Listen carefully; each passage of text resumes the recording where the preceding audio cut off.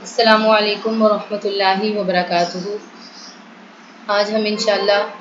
مختصر قدوری کے آخری دو ابواب کا ترجمہ بھی کریں گے اور اس کے مسائل کو بھی سمجھیں گے۔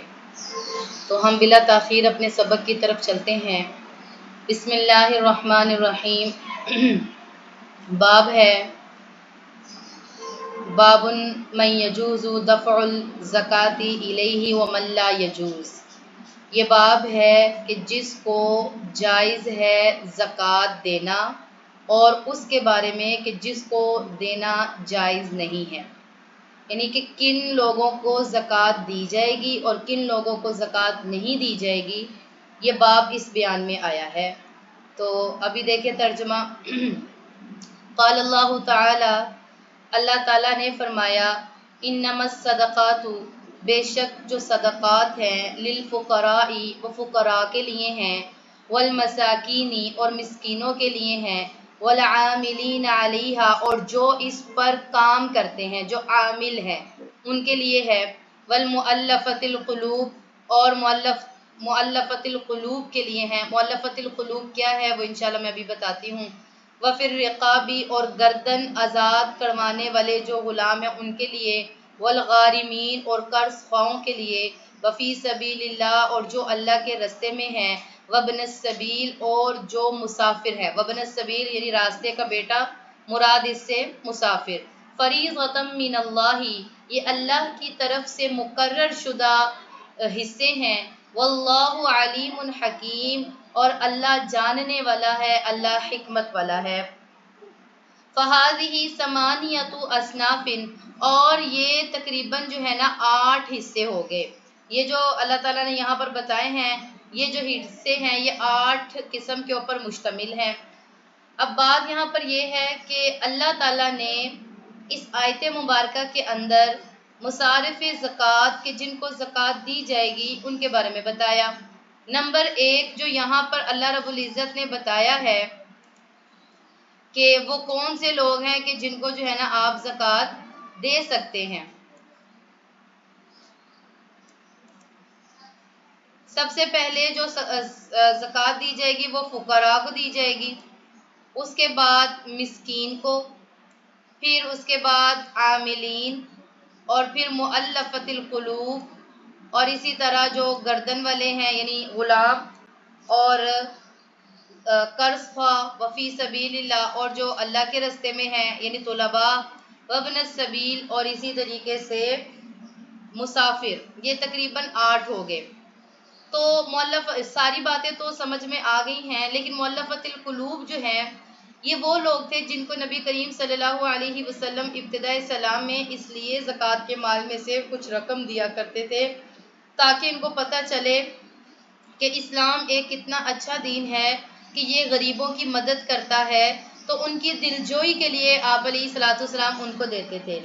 لیکن جب وہ تب دیتے تھے جب اسلام کا جو سے سٹارٹ تھا، تو اس وقت جب اسلام کی جو ہے تعداد جو تھی نا وہ کم تھی، لیکن جب بعد میں اسلام کی جو تعداد اور اسی طرح جو اسلام کو جب بول بالا ہونے لگا، تو اللہ تعالیٰ نے جو ہے نا نبی کریم صلی اللہ علیہ وسلم نے اس قسم کو جو ہے نا ختم کر دیا۔ اب چونکہ زکوٰۃ کے مصارف 8 ہیں لیکن 7 پر عمل کیا جاتا ہے، 1 پر عمل نہیں کیا جاتا اور نہ کیا جائے گا، کیونکہ اب وہ والی بات نہیں رہی، اسلام چونکہ عام ہو چکا ہے۔ تو اسی طرح آگے یہ بات لکھی بھی ہے مصنف رحمۃ اللہ علیہ نے، وقت سکت منہا، تحقیق اس میں سے ساکت ہو گئی ہے، مؤلفۃ القلوب والی قسم، لأن اللہ تعالی، اس لیے کہ بے شک اللہ تعالیٰ نے جو ہے نا اعز الاسلام، اسلام کو عزت دی ہے، واغنا علیہم، اور ان کو جو ہے نا مالدار کر دیا یعنی اسلام کو۔ اچھا، والفقیر من لا ادنی شیء، اور فقیر وہ ہے کہ جس کے پاس جو ہے نا، فقیر اس کو کہا جاتا ہے کہ جس کے پاس کم چیز ہو، یعنی جس کے پاس ادنا چیز ہو۔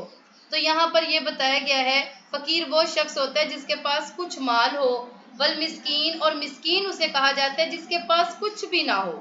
اور والعامل، اور عامل، یدفع الیہ الامام، دے گا اس کو امام، بقدر عملی ہی، بقدر اس کے عمل کے، ان عاملہ، اگر تو وہ کام کرتا ہے، یعنی یہ قسم ان کو کہی جاتی ہے، عامل اس کو کہتے ہیں کہ جو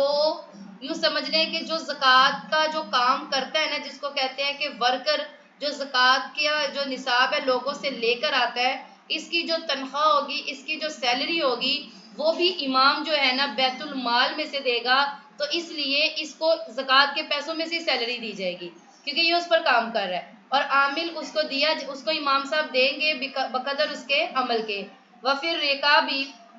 اور گردن آزاد کرنے والا، یعان المکاتبون فی فکی رقابہم، اس کا مقصد یہ ہے کہ گردنوں کو چھڑانے میں، مقصد یعان مدد کی جائے گی مکاتب غلاموں کی، فی فکی رقابہم، ان کی گردن چھڑانے میں، یعنی اگر یہ پتہ چلے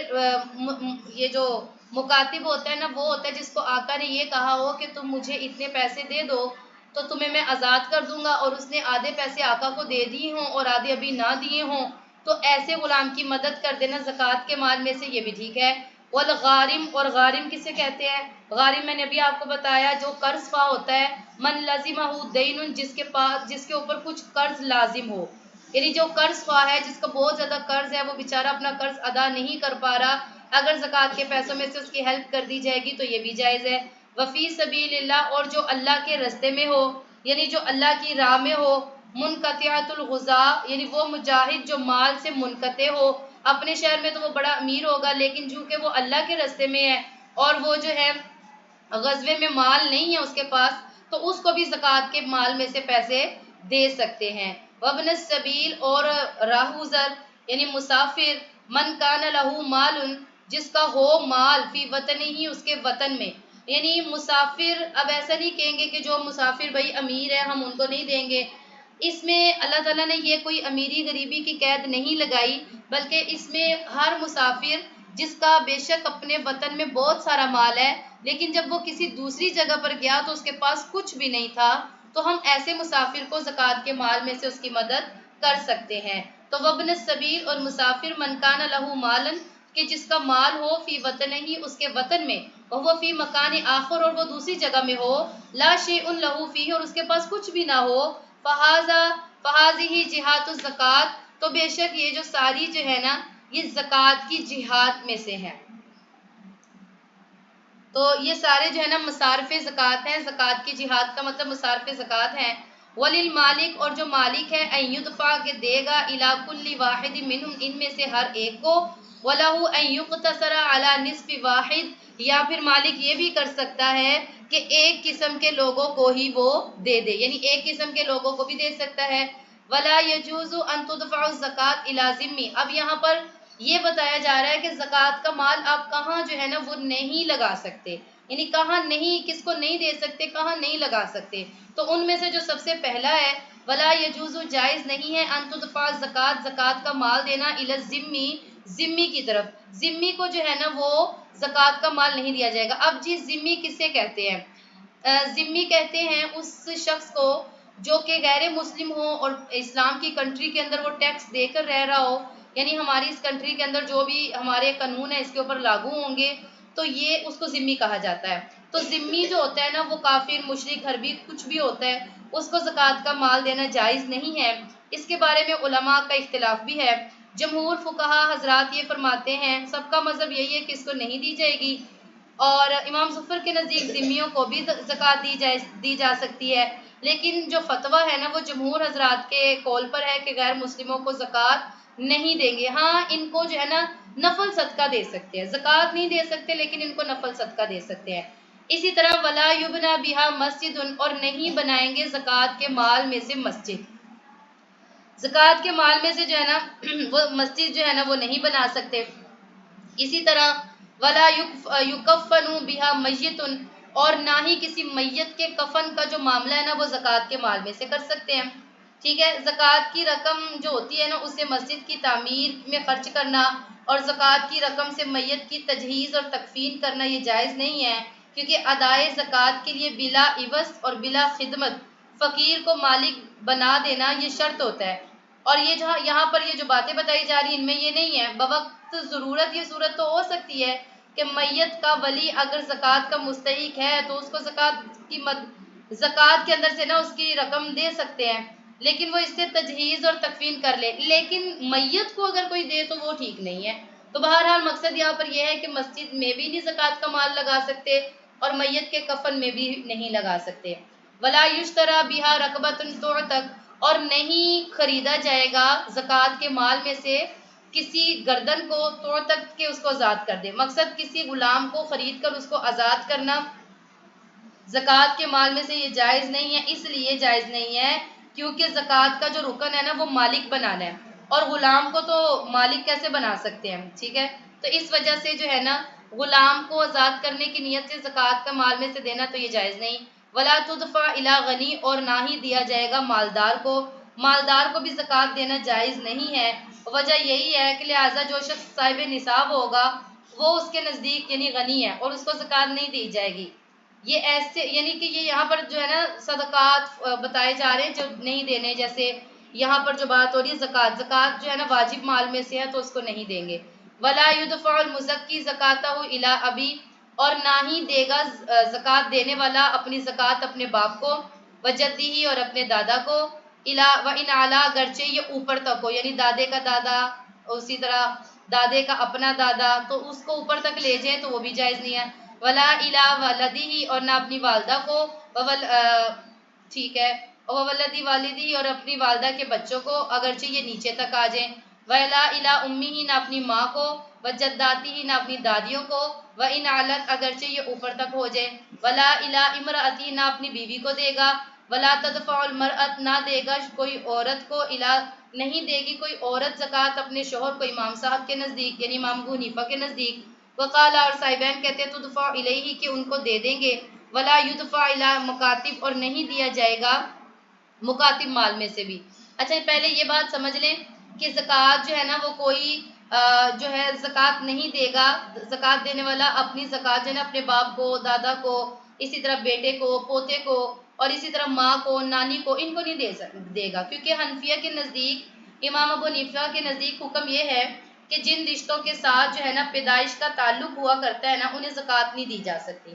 ٹھیک ہے، ان کے اندر یہ چیزیں نہیں آتی جیسے اپنے ماں ہیں باپ ہیں دادا دادی نانا نانی اسی طرح بیٹے پوتے بیٹی پوتی نواسے نواسیاں میاں بیوی میں بھی ایک دوسرے کا کیونکہ یہ ایک دوسرے کو جو ہے نا منافع عام طور پر مشترک ہوتے ہیں تو لہٰذا یہ ایک دوسرے کو جو ہے نا زکوٰۃ نہیں دے سکتے. ایک دوسرے کو مقصد یہ ہے کہ ان کو نہیں دی جا سکتی. پھر اسی طرح اگلی بات یہ کہ مکاتب جو ہوتا ہے نا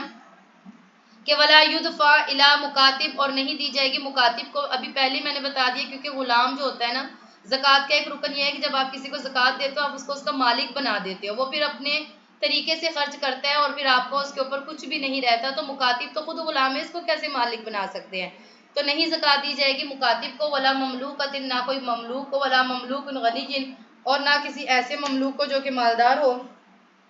ولا الی والد ولد غنی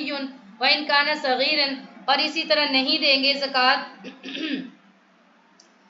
زکوٰۃ جو ہے نا وہ ادا نہیں کی جائے گی کوئی اپنے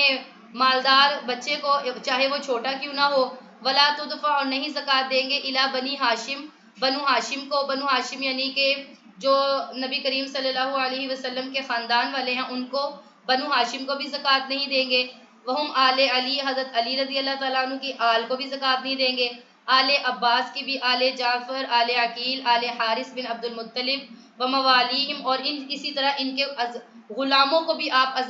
زکوٰۃ جو ہے نا نہیں دے سکتے. البتہ کوئی نفلی صدقہ وغیرہ وہ دے سکتے لیکن واجب صدقات جو ہے نا وہ نہیں دے سکتے. وقال ابو حنیفہ و محمد رحمہ اللہ فرماتے ہیں اذا دفعوا الزکوٰۃ کہ جب زکوٰۃ دی الی رجل ایسے آدمی کو یظنہ گمان یہ کر رہا تھا فقیرن کہ وہ فقیر ہے ثم پھر بان غنی بعد میں پتہ چلا کہ وہ تو مالدار تھا او ہاشمی یا ہاشمی تھا او کافر یا کافر تھا او دفعن یا دے دی تھی فی ظلمت اندھیرے میں فقیر کی طرف پھر بعد میں پتہ چلا وہ اس کا باپ تھا او ابنہ یا اس کا بیٹا تھا فلا اعادہ الیہ تو اس کے اوپر کوئی اعادہ نہیں ہے اس کی زکوٰۃ ہو گئی کیونکہ اس نے اپنی طرف سے صحیح سمجھ کے دی تھی. تو بعد میں اور لیکن امام ابو یوسف فرماتے ہیں نہیں اس کے اوپر اعادہ ہے وہ اسے واپس لے اور اگر کسی صحیح مستحق کو زکوٰۃ دے دے. یعنی یہاں اس مسئلے میں یہ بات بتائی گئی ہے کہ اگر زکوٰۃ دینے والے نے زکوٰۃ دی رات کے ٹائم میں یا اس نے سمجھا کہ یہ آدمی فقیر ہے بعد میں پتہ چلا وہ مالدار ہے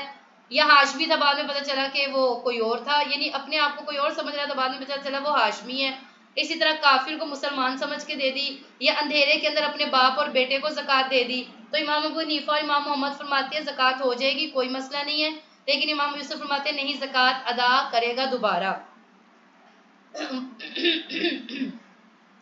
وَلَوْ دَفْعٍ، اور اگر کسی ایسے شخص کو زکوٰۃ دی، ثم علم، بعد میں پتہ چلا کہ وہ تو اس کا غلام ہے یا اس کا مکاتب ہے، لم یجوز فی قولہم جمیعاً، تو سب کے نزدیک جو ہے نا یہ زکوٰۃ جو ہے نا جائز نہیں ہوگی، دوبارہ دے گا۔ ولا یجوز دفع الزکوٰۃ، اور نہیں ہے جائز زکوٰۃ کا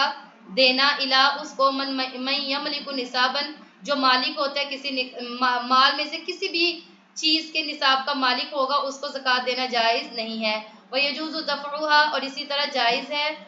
اس کو دینا، اِلیٰ مَن یملک، جو مالک تو ہے لیکن نصاب سے جو ہے نا وہ کم ہے، وَإِن كَانَ صَحِيحًا، اگرچہ وہ صحیح ہے، مُکْتَسِبًا، اگرچہ وہ کمانے والا ہے۔ تو یہاں پر یہ بات بتائی جا رہی ہے کہ اگر ایک ایسا شخص ہے اس کے پاس زکوٰۃ کا مال ہے، چاہے وہ کسی بھی مال میں سے ہو رہا ہے، سونے میں سے، چاندی میں سے، کسی میں سے بھی، تو اس کو ہم زکوٰۃ کا مال نہیں دے سکتے۔ لیکن اگر ایسا شخص کہ اس کے پاس زکوٰۃ کا نصاب نہیں ہے، ویسے مال ہے لیکن اتنا نہیں ہے، تو اس کو ضرورت ہے تو اس کو دے سکتے ہیں۔ وَيَكْرَهُ، اور مکروہ ہے، نقل الزکوٰۃ، زکوٰۃ کو منتقل کرنا، من بلد، ایک شہر سے، الی بلد آخر، دوسرے شہر تک۔ وَإِنَّمَا تُفَرِّقُ صَدَقَةً، اور بے شک جو ہے جو صدقہ جو دیا جاتا ہے، کلو قوم فیہم، ان میں ہر قوم میں دیا جائے، مگر یہ کہ ان ینتقل الانسان الی قرابتی، اگر اس انسان منتقل کرتا ہے اپنے رشتہ داروں کی طرف، او الی قوم ہم، یا ایسی قوم کی طرف، ہم احواج الیہا، کہ وہاں پر محتاج زیادہ ہے، من اہل بلدہ، بجز اس کے شہر سے، تو پھر ان کو کر سکتے ہیں۔ آخری مسئلہ اس طرح ہے، آپ سے پوچھا جا سکتا ہے کہ کیا بتائیں اپنے شہر سے دوسرے شہر میں زکوٰۃ کا مال منتقل کرنے کی اجازت ہے، کیا ان کو دے سکتے ہیں؟ تو اس کے اندر دو باتیں ہیں۔ پہلی بات یہ ہے کہ اپنے شہر سے دوسرے شہر تک جو ہے نا زکوٰۃ منتقل نہیں کر سکتے، اور ایسا کرنا اگر پھر بھی کوئی کرتا ہے پھر مکروہ ہے۔ دوسری بات یہ کہ ایک یہ دیکھ لیں کہ اگر اپنے شہر میں ضرورت مند نہیں ہے اور کسی اور کنٹری میں زیادہ ضرورت مند لوگ ہیں، تو پھر آپ جو ہے نا وہ زکوٰۃ ان کو دے سکتے ہیں، ورنہ اپنے شہر میں دیکھیں کہ آپ زکوٰۃ جو ہے جب دے رہے ہیں تو سب سے پہلے اپنے آس پڑوس میں دیکھیں، اس طرح اگر نہیں دیکھیں گے اور باہر آپ نے منتقل کر دی تو پھر آپ کی جو زکوٰۃ ہے وہ مکروہ ہوگی۔ ٹھیک ہے، یہاں تک تو ایک باب مکمل ہو گیا۔ اس کے بعد اگلا باب ہے باب صدقۃ الفطر، یہ باب ہے صدقہ فطر کے بیان میں۔ صدقہ فطر کیا چیز ہوتی ہے؟ دیکھیں، صدقہ کا معنی ہوتا ہے عطیہ، یعنی ادا کرنا، مراد وہ صدقہ ہوتا ہے جو اللہ کی نزدیکی حاصل کرنے کے امید سے دیا جاتا ہے۔ تو یہ تو ہو گیا صدقے کا معنی، یعنی یہ جو ہے نا صدقے کا معنی ہو گیا۔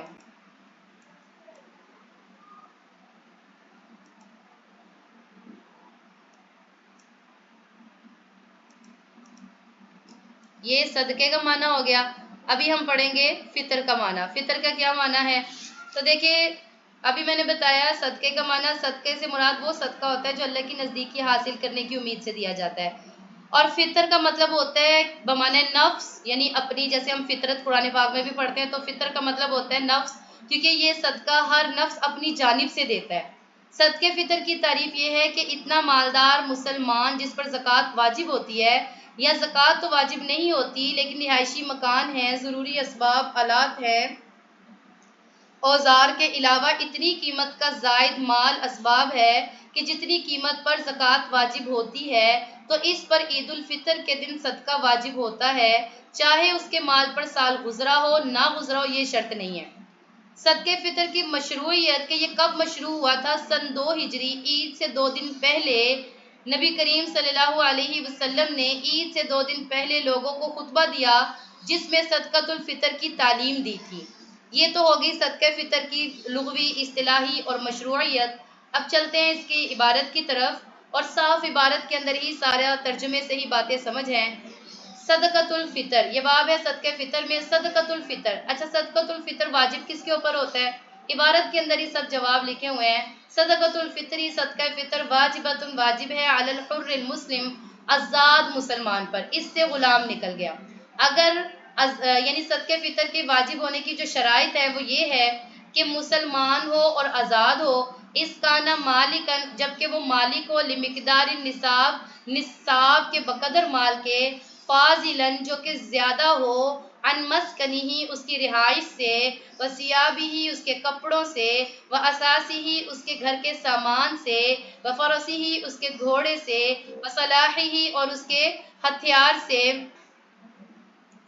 وعبیدۃ الخدمت اور غلام جو خدمت کے لیے ان سے، ان سب سے جو ہے نا وہ نصاب میں جو ہے نا مال زیادہ ہوگا تو یخرج ذالک عن نفسہ نکالے گا پھر وہ اپنی طرف سے، وعن اولاد الصغار اور اپنے چھوٹے بچوں کی طرف سے، وعن ممالکہ اور اپنے غلاموں کی طرف سے، للخدمت جو اس نے خدمت کے لیے رکھے ہیں ان سب کی طرف سے پھر وہ صدقہ فطر خود نکالے گا یعنی کہ مالک۔ ولا یؤدیہ عن زوجتہ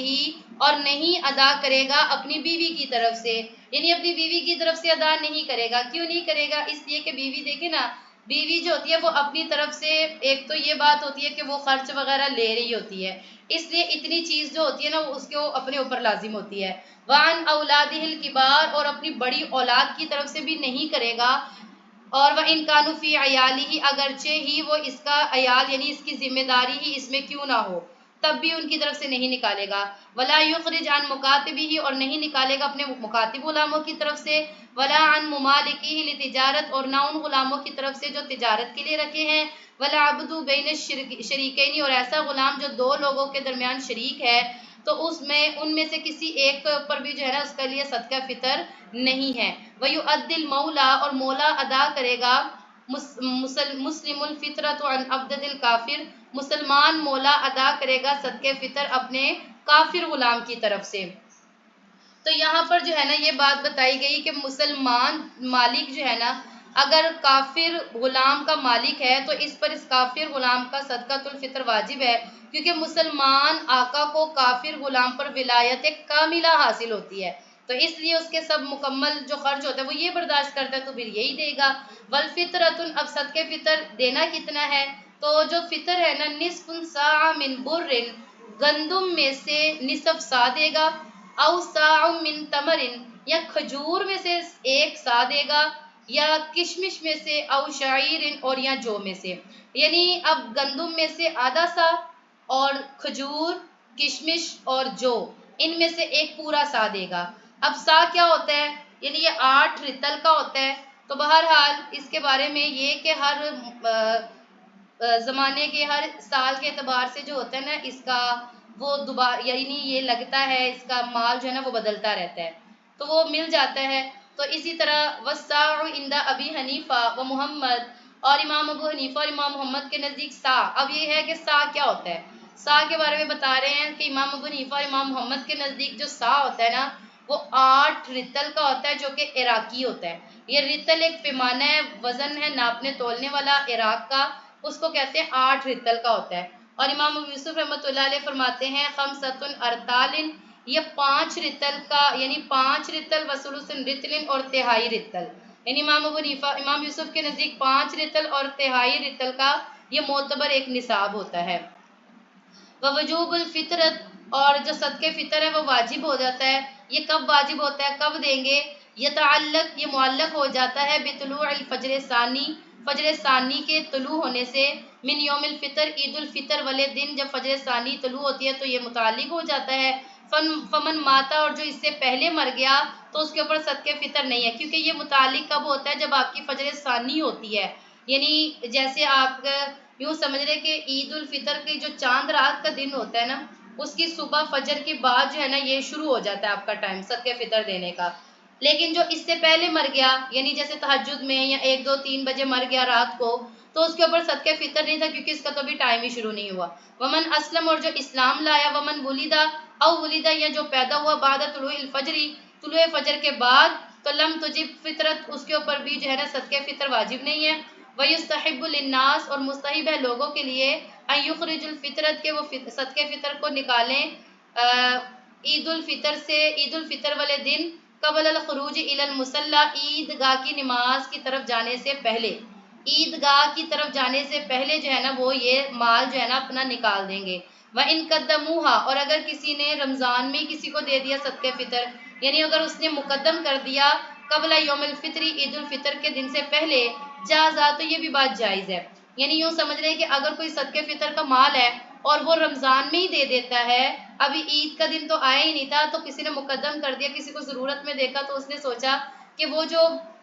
مال میں نے بعد میں دینا وہ میں ابھی دے دیتا ہوں، کسی کی ضرورت پوری ہو جائے گی، تو یہ چیز کرنا بھی جائز ہے۔ وَإِنْ أَخَّرُوهَا، اور اگر کوئی اس کو مؤخر کرتا ہے یعنی ڈیلے کرتا جاتا ہے اور کہتا ہے آج نہیں دوں گا، کل دے دوں گا، کل نہیں دوں گا، پرسوں دے دوں گا، عن یوم الفطرت، عید الفطر والے دن سے، لم تسقط، تو یہ ساقط نہیں ہوتا، وَكَانَ عَلَيْهِمْ إِخْرَاجُهَا، اس پر نکالنا اس کے اوپر لازم ہے، ایسا نہیں ہے کہ عید گئی تو بات گئی کہ عید تو اب چلی گئی ہے تو چھوڑو اب صدقے فطر کیا دینا، یہ انسان کے اوپر لازم ہوتا ہے تو اس کے اوپر نکالنا ضروری ہوتا ہے۔ تو یہاں تک جو ہے نا الحمدللہ ہمارا کتاب الزکوٰۃ مکمل ہو گیا ہے۔ انشاءاللہ کتاب الصوم جو ہے نا ہم اپنے اگلے سبق کے اندر پڑھیں گے، تب تک کے لیے آپ اس بات کو، ان ابواب کو اچھے سے سمجھ لیں، کوئی بات سمجھ نہیں آتی آپ ہمیں کامنٹ کر کے بھی بتا سکتے ہیں، اور ہمارے چینل کو زیادہ سے زیادہ شیئر بھی کریں اور سبسکرائب بھی کریں۔ جزاکم اللہ خیر، السلام علیکم ورحمۃ اللہ وبرکاتہ۔